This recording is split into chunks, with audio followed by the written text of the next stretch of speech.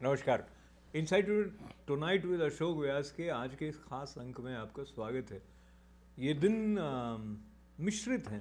एक तरफ कुछ उत्सवमय वातावरण है, दूसरी तरफ चिंताजनक वातावरण है, और इस सब के बीच में जो त्योहारों का क्रम है उनका आधार लेते हुए किस तरह हम चुनौतियों का सामना करने के लिए अपनी आंतरिक शक्ति से जुड़ें, how we invoke our inner strength by connecting with the essence of festivals, उस पर हम बात करेंगे। विशेष करके हमारा ध्यान होगा रामनवमी पर, और नवरात्रि के क्रम में आज दुर्गाष्टमी है, उसकी आपको बधाई देते हुए स्वागत स्टूडियो में हमारे वैदिक स्कॉलर मित्र शास्त्री जगदीश त्रिपाठी जी का। नमस्कार। नमस्ते।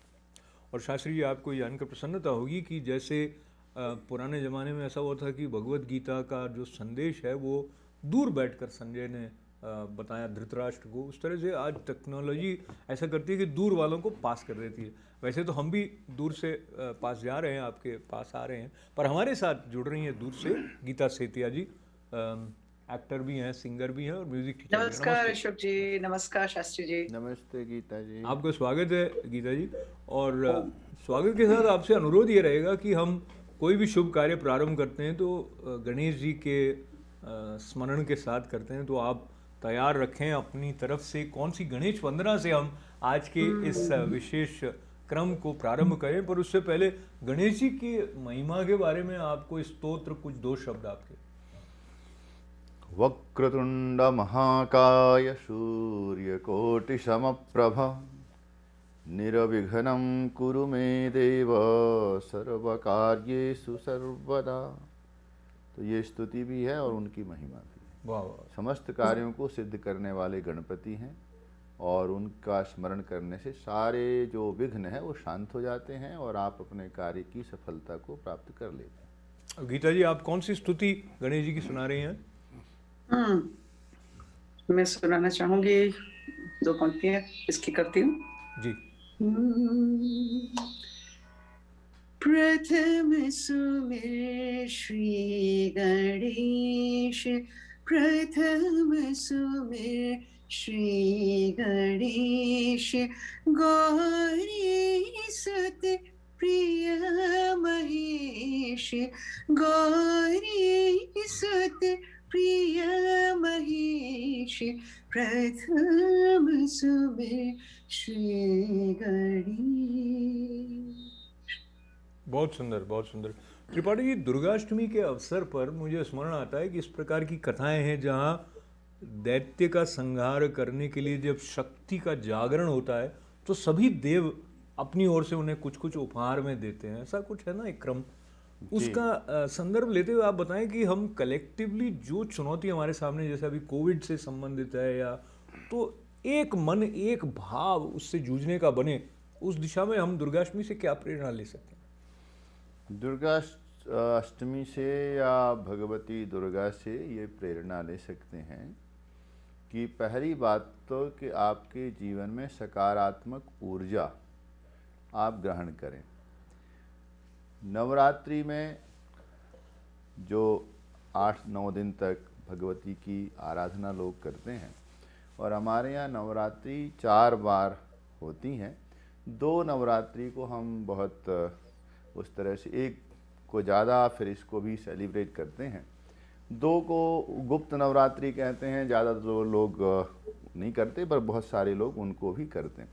उसका अभिप्राय यही था कि जब ऋतु का आरंभ हो तो आप शक्ति की आराधना के साथ उस ऋतु में प्रवेश करें।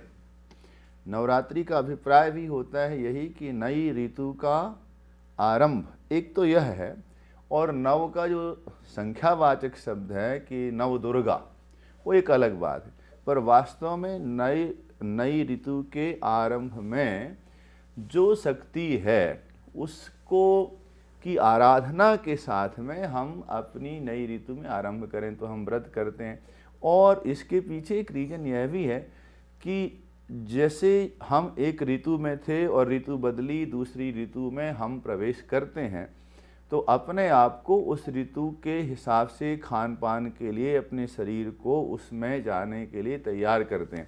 तो हम पूरे 8 दिनों तक 9 दिनों तक उपवास करते हैं। उपवास से भोजन में हम संयमित आहार करते हैं और मन को भी पवित्र करते हैं। तो दो चीज़ें एक साथ साधते हैं, तन और मन। तो मन यदि आपका उत्साह से भरा है, आराधना से भरा है, सकारात्मक ऊर्जा को लेकर के चल रहा है, और तन भी आपका पवित्र हो रहा है, तो दोनों चीज़ों को पवित्र करके जब आप जाते हैं तो आप उस ऋतु में होने वाली रोग व्याधियों से अपने आप को मुक्त कर सकते हैं।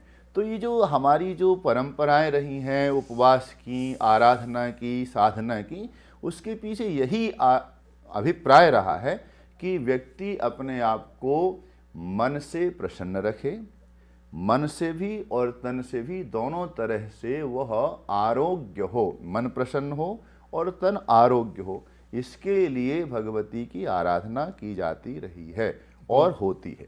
बहुत ही सुंदर है।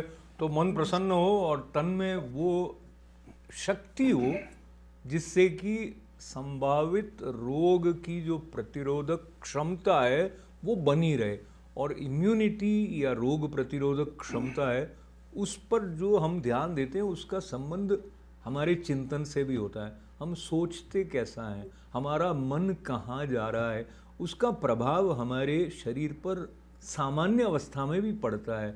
इसलिए हम देखते हैं कि बीपी है तो कि चिंता मत करो, या इनको ऐसी बातों से दूर रखो, किसी को हार्ट अटैक नहीं हो जाए, इस प्रकार की बातें हम सुनते रहते हैं। तो और अभी जिस तरह के हालात फिर एक बार सेकेंड वेव जो कोरोना वायरस की जागने से भारत में हुए हैं, या यहाँ भी हम उससे पूरी तरह अभी मुक्त नहीं हुए हैं, तो इसको लेते हुए गीता जी कई बार लोग बात करते हैं कि ये तो हमने अस्पताल बनाए होते थे, मंदिर नहीं बनाए होते तो ठीक था, और कहते हैं भाई ये जो डॉक्टर्स हैं वो ही भगवान हैं। तो वो अपने स्थान पर ठीक है, जैसे हम कहते हैं वर्क इज वर्शिप। इसका मतलब नहीं है कि पूजा करना छोड़ दो, सिर्फ वर्क कर रहे हो। वर्शिप का एसेंस तो वर्क से जुड़ेगा कैसे अगर आप जानते नहीं हो। ये मेरा मत है। आप इसके बारे में क्या सोचती हैं? ये जो एक खींचतान की भाव आती है ना कि भाई डॉक्टर को अधिक महत्व दो और मंदिरों या वो जो श्रद्धा का प्रवाह है उसको थोड़ा सा कम प्राथमिकता पर ले आओ। संतुलन के बारे में आप क्या इस संदर्भ में सोचती हैं? मैं तो बिल्कुल आपसे सहमत हूँ अशोक जी। डॉक्टर्स की एक अपनी जगह है, श्रद्धा की एक अपनी जगह है। Being married to a doctor, I would say कि it's very important. डॉक्टर्स अपना काम करें, बिल्कुल करें, और वो हमें सहायता करते हैं हमें ठीक रखने में, but at the same time mentally देखिए। थोड़ा सा मैं विनोद का एक जगह ले लेता हूँ आपसे। तो आप तो एप्पल नहीं खाती होंगी ना? मैं रोज एप्पल खाती हूँ, थोड़ा सा लेकिन वो कहते हैं ना कीप होना चाहिए। नो, वो कहते हैं keep 1 Apple a day keeps the doctor away. आपके पति डॉक्टर हैं तो फिर दूर हो जाएंगे, दूर एक हो एप्पल की दूरी रखते हैं बस अशोक जी, वो अच्छा रहता है। जी जी, चलिए ये हास्य का पुट था, आगे चलते हैं। आपकी बात जी। बिल्कुल बिल्कुल बिल्कुल। सो मेरा ऐसा मानना है कि श्रद्धा की अपनी जगह है। एक हमारा हम क्या सोचते हैं वो बहुत डिपेंड करेगा, वो जो हम सोचते हैं वो बहुत उससे काफी डिपेंड करेगा कि हम फील कैसे करते हैं, और उससे हमारा स्वास्थ्य पे भी असर तो पड़ता ही है बिल्कुल। तो इसलिए मेरा बिल्कुल ये मानना है कि एक वर्शिप जब हम करते हैं तो हम एक कनेक्शन करते हैं अपने साथ, एक योग का जैसे हम बांधते हैं समा। तो I think that's very important. And बाकी डॉक्टरी की अपनी जगह, आप ये नहीं कह सकते कि one is more than the other, दोनों ही चाहिए, स्पेशली इस वक्त पे। और नवरात्रि आप इस टाइम पे आई है तो शक्ति का जागरण हो, हम सब में शक्ति आए इससे डील करने की, जिससे हम निकल रहे हैं महामारी से। तो बिल्कुल दोनों की आवश्यकता है इस वक्त। बिल्कुल सही कहा आपने। और ये संघर्ष का जो काल है वो पूरा जीवन ही संघर्ष बना रहता है। कभी कभी चुनौतियाँ और अधिक मुखरित होकर आती हैं, और जैसी कि अभी हमारे सामने है। त्रिपाठी जी, रामनवमी जो है उसकी महिमा के बारे में हम अभी के कालखंड को अलग रखते हुए मूलतया रामनवमी का जो त्यौहार आता है उसके साथ जो एक उत्साह की लहरें आती हैं, जो एक उमंग आती है, जो एक विश्वास का दृढ़ होने वाला भाव है, वो बढ़ता है।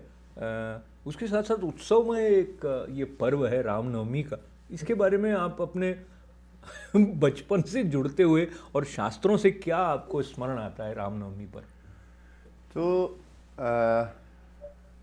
जो संपूर्ण विश्व में रमा हुआ है या सारा विश्व जिसमें रमा है, दोनों ही चीज़ें समझते हैं, वो है राम। और राम मैं ये मानता हूँ संपूर्ण विश्व की आत्मा है। खास करके भारतवर्ष की तो हम लोग जब प्रातःकाल उठते थे या कोई मिलता है, अब लोग अंग्रेजी में और दूसरे दूसरे अभिवादन अभिनंदन के शब्द प्रकट हो गए।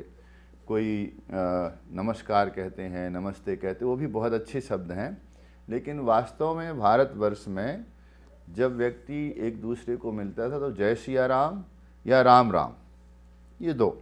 और हमारे यहाँ एक और बात है, जब कोई हर्ष में मिले वाह जय सिया राम, और वियोग के समय भी राम राम, दोनों में।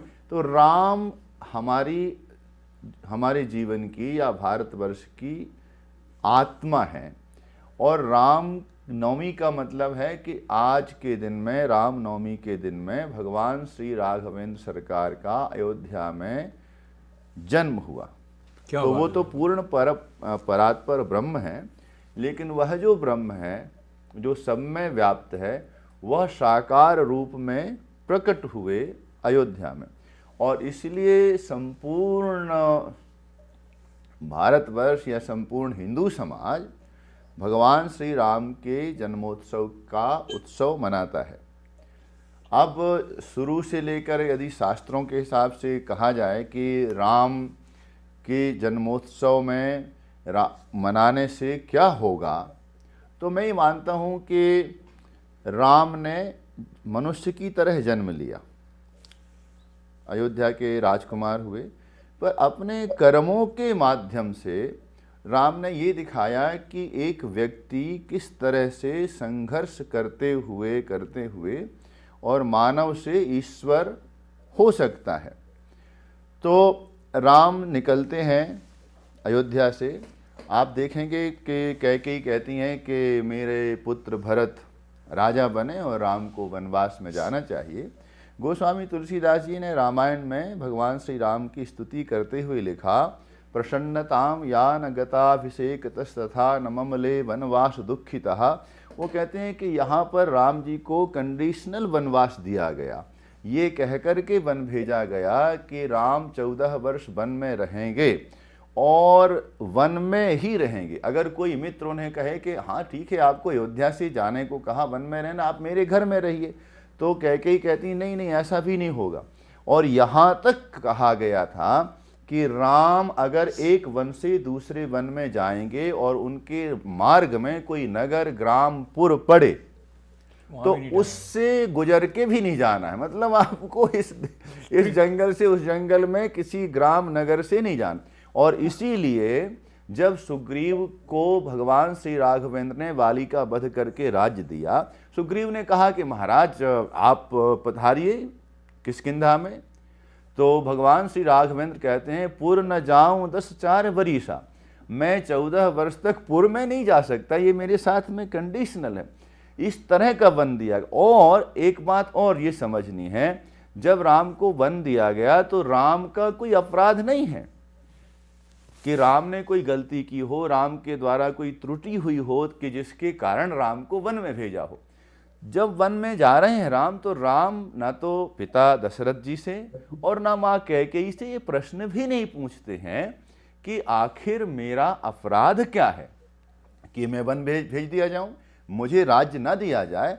लेकिन सारा संसार तो कहीं ना कि अच्छा वन देश निकाला दे दिया गया, तो इसके पीछे ये भी नहीं पूछते। और जब जाते हैं शाम को एक दोपहर में राज्यसभा में दशरथ जी कहते हैं कि कल आपको राजा बनाया जाएगा, इसलिए आज आप संयम से आज का दिन व्यतीत करना। गुरु वशिष्ठ राम के भवन में आते हैं और कहते हैं कि कल आप राजा बनेंगे, इसलिए आप ब्रह्मचर्य का पालन करेंगे, भूमि शयन करेंगे। और ये कुछ पूर्वांग हैं राजा होने से इन साधनाओं को करना, कल आप राजा बनेंगे। सर्वसम्मति से गुरु वशिष्ठ महाराज दशरथ, जिन्हें कल राजा बनाने वाले हैं, और सवेरे बिना कोई नोटिस, बिना कोई कारण के वन भेज दिए जाते हैं।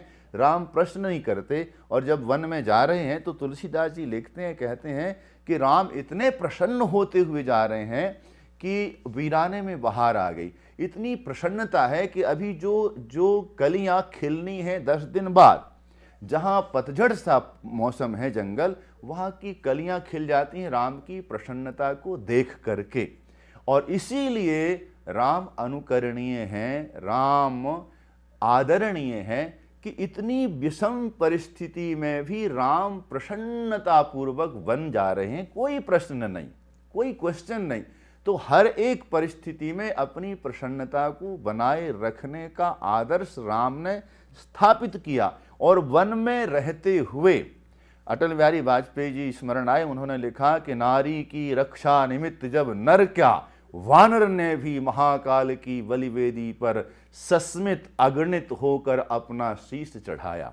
तो भगवती सीता की रक्षा के लिए भगवान श्री राघवेंद्र सरकार जंगल के वानर भालुओं को एकत्रित करते हैं। तो उनकी नेतृत्व क्षमता देखिए, वानर भालुओं को इकट्ठा करके सेतु बंद कर देते हैं, और लंका जो दुर्जय है ऐसे शत्रु के साथ संघर्ष करके विजय को प्राप्त करते हैं। इसलिए राम आदरणीय है, अनुकरणीय है, और उनका जन्म का दिन है रामनवमी। इसलिए सबको आनंद पूर्वक मनानी चाहिए, और उनके चरित्र से शिक्षा लेकर हम भी आनंदित, विषम परिस्थितियों में आनंदित कैसे रहें, ये राम से सीखें। इसलिए त्रिपाठी जी आपने इतना सुंदर बताया, और इस दृष्टि से हम में से कम लोगों ने राम जी का ये वाला क्षण है उसको देखा समझा है कि कितनी लचीलापन के साथ साथ अपने पिता के वचन के पालन करने के लिए वो अपना राजपाट त्याग करके जंगल में जाने के लिए सहर्ष प्रस्तुत हो गए।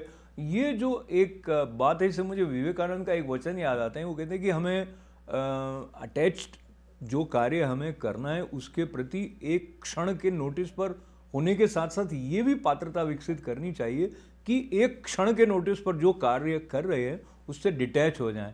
और उन्होंने कहा कि पहले वाले के लिए तो हम अक्सर तैयारी करते हैं पर दूसरे के लिए तैयार नहीं होते हैं। और श्रीमद् भगवद गीता भी उसी तरफ बात कहती है कि हम कर्म बंधन से मुक्त कैसे रहें। पर राम जी की इतनी चर्चा सुनने के बाद अगर राम जी के नाम के स्मरण के साथ कुछ गान गीता जी से सुनने का अवसर आ जाए तो कितना अच्छा रहे। और गीता जी आपका पुनः जब मैं आपसे निवेदन के साथ स्वागत कर रहा हूँ तो एक और बात त्रिपाठी जी की उपस्थिति में याद करें कि जो प्रकृति ने, सृष्टा ने हमारे लिए नियम बनाए हैं, हम जब उनका पालन नहीं करते हैं, जो 5 तत्वों के संतुलन से छेड़खानी करते हैं तो प्राकृतिक प्रकोप आते हैं। हम अपने व्यक्तिगत जीवन में भी अलग अलग समस्याओं में जूझने की स्थिति में आ जाते हैं। और वो कहते हैं भाई सूर्योदय से पहले उठ जाना चाहिए। अगर हम अपने शरीर को उस तरह से ढाला होता है तो एक अलग प्रफुल्लित भाव हमारे भीतर रहता है। गीता जी, टेक्नोलॉजी जो है ना वो भी कहीं ना कहीं कुछ नियम लेकर चल रही है। अब जैसे आप जूम के बैकग्राउंड को लेकर बैठी हैं, आप हिलती हैं ना तो गायब हो जाती हैं मतलब कोई भी हो, क्योंकि इसलिए अगर इसलिए जितना स्थिर रहेंगे तो आप उसमें उपस्थित रहेंगे, वरना कंधे गायब हो जाते हैं। ये एक जादू हो जाता है जूम का। तो राम जी का कौन सा भजन आप सुना रही हैं? बहुत सुंदर एक मैंने सीखा अहित भैरव में, थोड़ा प्रस्तुत करना चाहूंगी। स्वागत।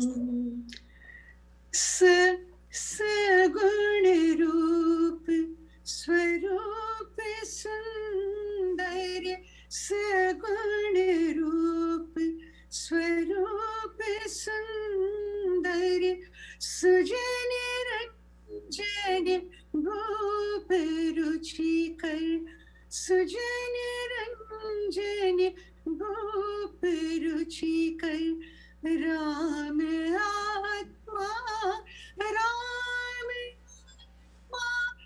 राम का सम्मान करी, ध्यान करी, राम का गुणगान करी, राम का गुण श्री राम। क्या बात है, बहुत सुंदर। राम का गुणगान करिए। और त्रिपाठी जी, मैं आपको कई बार महाराज जी कहकर संबोधित कर रहा होता हूँ, तो मैं महाराज जी कहने को था। तो महाराज जी, ऐसा है भारत में जब हम एक दूसरे का अभिवादन करते हुए लोगों को सुनते हैं तो वो राम राम कहते हैं। और अब ये इस तरह का कालखंड है, तो मुझे स्मरण आ रहा है जब अंतिम यात्रा के लिए जाते हैं प्रयाण, तब भी राम नाम सत्य है इसका उद्घोष किया जाता है। तो राम का जो नाम है वो भारतीय चेतना, जो जनमानस है, उसके साथ में एक विशेष रूप से गुम्फित है, जैसे ऐसा लगता है। तो रामनवमी के अवसर पर जो उत्सव मनाए जाते रहे हैं, इस बार तो वैसा नहीं होगा, उसमें राम भगवान से प्रेरणा लेकर अपने जीवन को मर्यादित करने की बात उतनी अधिक हम लोग उसको छू नहीं पाते।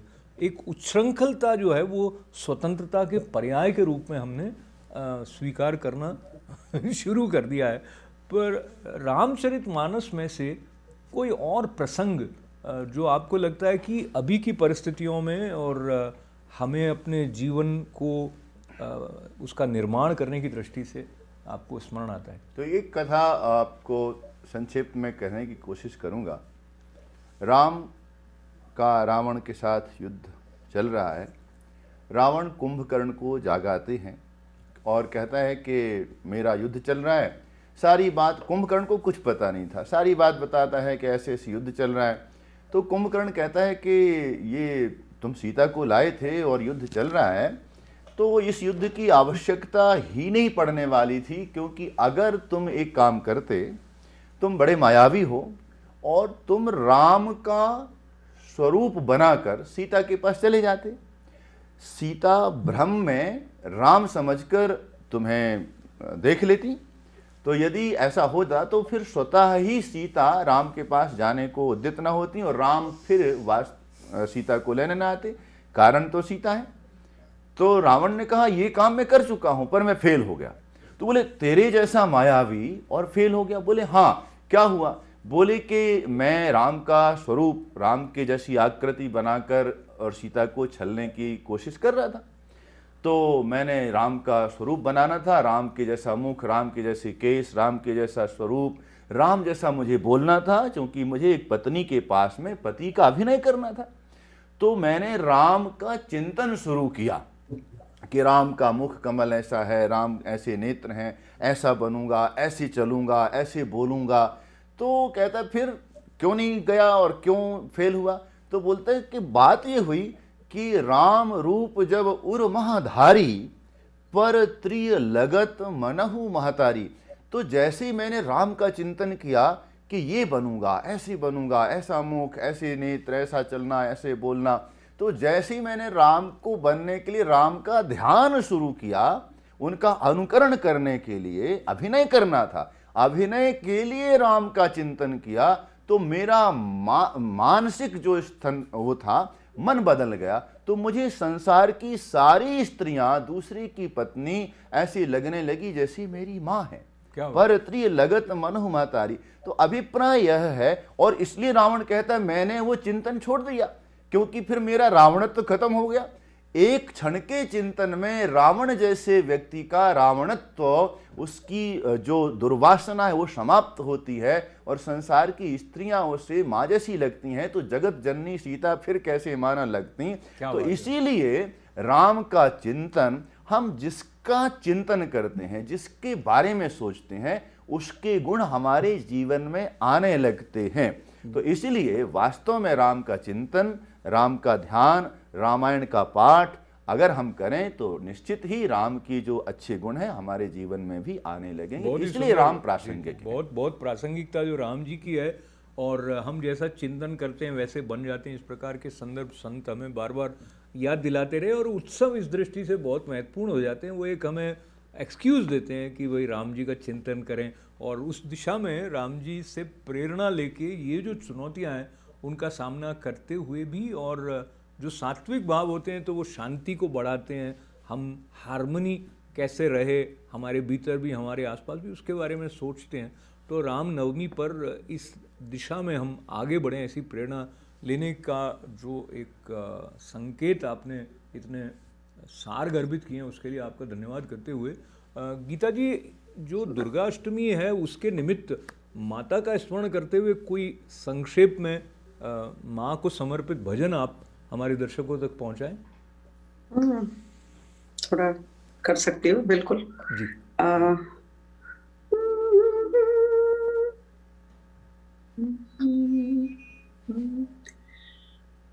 अम्बे चरण कमले तेरी, अम्बे चरण कमले तेरी, हम भारी हैं जन्म जन्म के, हम भारी हैं जन्म जन्म के, निस दिन दे दे फेरे अम्बे चरण कमले तेरी। बहुत सुंदर, बहुत सुंदर। तो जब कोई सुरों को साधने वाला साधक माँ के नाम को लेकर मुखरित होता है तो ऐसा लगता है एक तन्मयता सी बन जाती है, और उसके लिए आपका बहुत बहुत धन्यवाद गीता जी। करते हुए एकदम समापन करते करते त्रिपाठी जी, बहुत संक्षेप में यदि आप रामनवमी के अवसर पर रामचरितमानस की कोई ऐसी चौपाई जिसका संबंध भगवान राम के जन्म के साथ हो या अन्य रूप में आपको अभी स्मरण आए। तो तिथि के हिसाब से राम नवमी के बारे में गोस्वामी तुलसीदास जी लिखते हैं, नवमी तिथि मधुमास पुनीता, शुक्ल पक्ष अभिजित हरि प्रीता। तो नवमी की तिथि है, शुक्ल पक्ष है, चैत्र का महीना है और अभिजित नक्षत्र है। उस समय में प्रभु श्री राम का जन्म अयोध्या में सरयू के किनारे होता है, और कहते हैं कि शीतल मंद सुगंधि वह वायु, तो सुंदर शीतल सुगंधित हवा चल रही है और सब संतों के मन में आनंद है, सारी सृष्टि अनुकूल है। ऐसे प्रभु श्री राम जब जन्मते हैं, हम सबके हृदय के अंदर प्रभु श्री राम का जन्म हो, ऐसी शुभकामना के साथ आप सबको रामनवमी की बहुत बहुत शुभकामना। ओम शांति। बहुत बहुत धन्यवाद है शास्त्री जगदीश त्रिपाठी जी का, और गीता सेतिया जी आपका भी बहुत बहुत आभार है। और जब हम ऐसे मनीषियों के साथ बैठते हैं तो उत्सव का जो मर्म है वो हमारे प्रति खुलता है, और रामनवमी का आधार लेते हुए हम और अधिक अपने मन को उन्नत बना सकते हैं, और शक्ति की जो आराधना है वो इम्यून सिस्टम और साथ ही साथ हमारे भीतर और बाहर शांति बनाए रखने की दिशा में महत्वपूर्ण है। तो आप सबका पुनः पुनः रामनवमी के अवसर पर और दुर्गाष्टमी के अवसर पर नमन है, अभिनंदन है। शास्त्री जी धन्यवाद है आपका, गीता जी आपको भी बधाइयाँ, और आप हमारे साथ जुड़े, आपका आभार, मंगल कामनाएं। अशोक व्यास को अनुमति। बहुत धन्यवाद।